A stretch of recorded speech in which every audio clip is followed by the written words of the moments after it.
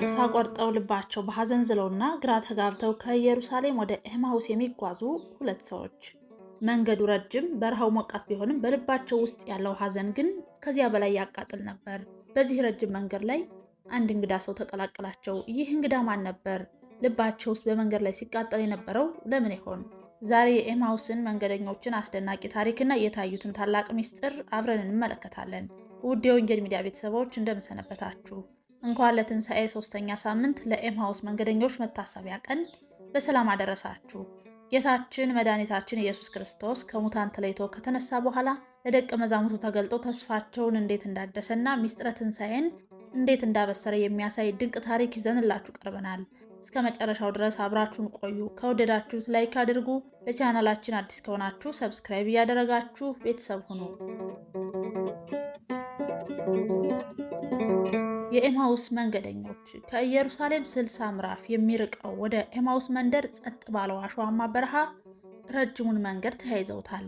የበረሃው ሙቀት ሲያዩት ወደ ላይ እየተምዘገዘገ ውልብ ውልብ እያለ ሲወጣ ይታያል። ሁለት ሰዎች ከመነሻቸው ጀምሮ እስካሁን የመጡትን ርቀት ባለማስተዋል የልባቸውን ጭንቀት ያወጋሉ። የሚያወሩትም ስለ ሰሞኑ በምድረ ኢየሩሳሌም ተደርጎ የማያውቅ ወደፊትም የማይደረግ ግፍ ተፈጽሟል፣ ፍርድ ተጓድሏል፣ ድሃ ተበድሏል እያሉ ነበር።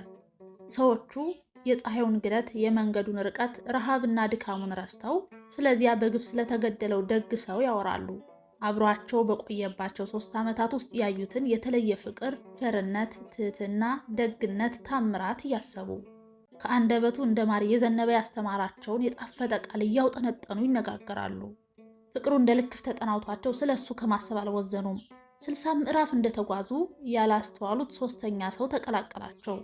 ይህ 3ኛ ሰው ድንገትም እንዲህ እየጠወለጋችሁ ስትሄዱ እርስ በርስ የምትነጋገሯቸው እነዚህ ነገሮች ምንድናቸው? ሲል ጠየቃቸው። በንግግሩ እጅጉን ተገርመው ከሁለታቸው አንዱ ቀሬዮጳ ፈጠን በማለት አንተ በኢየሩሳሌም እንግዳ ሁነህ ለብቻ ትኖራለህን? በእነዚህ ቀኖች በዚያ የሆነውን ነገር አታውቅምን? ብሎ ጠየቀው። ሰውየውም ምንም እንዳልሰማ በመሆን ይህ ነገር ምንድን ነው? አላቸው። ከወዴት ሀገር የመጣ እንግዳ ይሆን? ሲሉ አሰቡና እንዲህ አሉት። በእግዚአብሔርና በሕዝቡ ሁሉ ፊት በስራና በቃል ብርቱ ነቢይ ስለነበረው ስለ ናዝሬቱ ስለ ኢየሱስ፣ እሱንም የካህናት አለቆቻችንና መኳንንቶቻችን ለሞት ፍርድ እንዴት አሳልፈው እንደሰጡትና እንደሰቀሉት አንድ በአንድ ከልባቸው በማዘን አወሩለት።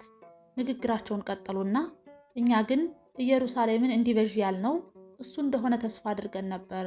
ደግሞም ከዚህ ሁሉ ጋር ይህ ከሆነ 3ኛ ቀን ነው።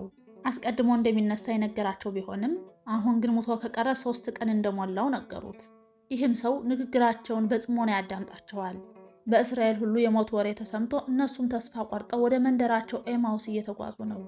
ግን ደግሞ የዛሬው የሴቶቹ ወሬ አጠራጠራቸው። ቀጠል አድርገው አሁን ደግሞ ያስገረመን አሉ። ከኛ መካከል ማልደው ከመቃብሩ ዘንድ የሄዱ ሴቶች ስጋውን ባጡ ጊዜ ተነስቷል፣ በዚያ የለም አሉን አሉ፣ ግራ በተጋባ በሰከነ ድምፅ። ደግሞም ሴቶቹ ስጋውን ባጡ ጊዜ ሕያው ነው፣ እሱ ተነስቷል የሚል የመላእክትን ራእይ ደግሞ አየን ሲሉ መጠው ነግረውን ነበር አሉት። ከኛም ጋር ከነበሩት እነ ጴጥሮስ ወደ መቃብሩ ፈጥነው ሄዱ። ሴቶቹ እንደተናገሩት አጠውታል፣ እሱን ከመቃብር አላዩትም አሉት ድካም በተላበሰ አንደበት። የልባቸውን መዛል የተመለከተው በጸጥታ ታሪኩን ያዳምጥ የነበረው ሰው እናንተ የማታስተውሉ ነቢያትም የተናገሩትን ሁሉ ልባችሁ ከማመን የዘገየ ክርስቶስ ይህን መከራ ይቀበል ዘንድና ወደ ክብሩ ይገባ ዘንድ ይገባው የለምን? አላቸው። ከሙሴና ከነቢያት ጀምሮ ስለ እሱ በመጽሐፍት የተነገረውን እየተረጎመላቸው ሲጓዙ ማምሻውን ከመንደራቸው ኤማሁስ ደረሱ። ማንነቱን ያልተረዱት በቃሉ ብርታት የተማረኩት የሩቅ ተጓዥ መንገደኞች ስለመሸባቸው አብሯቸው ያድር ዘንድ ግድ አሉት። ማታ ቀርቧልና ቀኑም ሊመሽ ጀምሯልና እባክህ ከኛ ጋር እደር አሉት በሚማጽን ንግግር። እሱም ቃላቸውን ተቀብሎ ከቤታቸው ገባና አብሯቸው በማዕድ ተቀመጠ። እንጀራውን ባርኮ ሰጣቸው። ተከፍተው የማያዩ አይኖቻቸው ተከፈቱ። እሱን አዩት፣ ያውቁታል። ረጅሙን መንገድ አብሯቸው የተጓዘው፣ ንግግሩ ልባቸውን ያቀልጠው የነበረው፣ ከሞት የተነሳው እሱ የናዝሬቱ ኢየሱስ ነው። እሱም ከነሱ ተሰወረ። እነዚህ ሁለት መንገደኞች ሉቃስና ቀሌዮጳ በደስታ ሰከሩ። ጊዜ ሳያባክኑ በፍጥነት ወደ መጡበት ወደ ኢየሩሳሌም ተመልሰው ሮጡ። 11 ሐዋርያትና ከነሱ ጋር የነበሩ ሰዎችም በአንድ ቤት ውስጥ ተሰብስበው አገኟቸው። ሉቃስና ቀለዮጳ በመንገድ የሆነውን እንጀራውንም በቆረሰ ጊዜ እንዴት እንደታወቀላቸው ተረኩላቸው። ተነስቷል፣ ተነስቷል፣ ጌታ በእውነት ተነስቷል። በደስታ ሲቃ ምስራቹን አበሰሯቸው። በመንገድ የተናገራቸውን እንጀራም ሲሰጣቸው የሆነውን እየነገሯቸው ባሉበት ሰዓት በብርሃን ጸዳል የተሞላ ድምፁ የሚያሳርፍ እሱ ኢየሱስ ክርስቶስ በመካከላቸው ቆሞ ሰላም ለእናንተ ይሁን አላቸው። ምታትም ያዩ መንፈስም ያዩ መሰላቸው። ፈሩ፣ ደነገጡም። በእርግጥ ይህ ጌታችንና መድኃኒታችን ኢየሱስ ክርስቶስ ነው። እሱም ስለምን ትደነግጣላችሁ? ስለምንስ ሐሳብ በልባችሁ ይነሳል? እኔ ነኝ፣ አትፍሩ፣ አትደንግጡም። በእኔ እንደምታዩት መንፈስ ሥጋና አጥንት የለውም። እኔ እንደሆንኩ ታምኑ ዘንድ እጆቼንና እግሮቼን እዩ፣ ዳስሱም በማለት አረጋጋቸው። ይህን ብሎ እጆቹንና እግሮቹን አሳያቸው። የዓለም ቤዛ የሆነው መድኃኒታችን ኢየሱስ ክርስቶስን አዩት። ተነስቷል።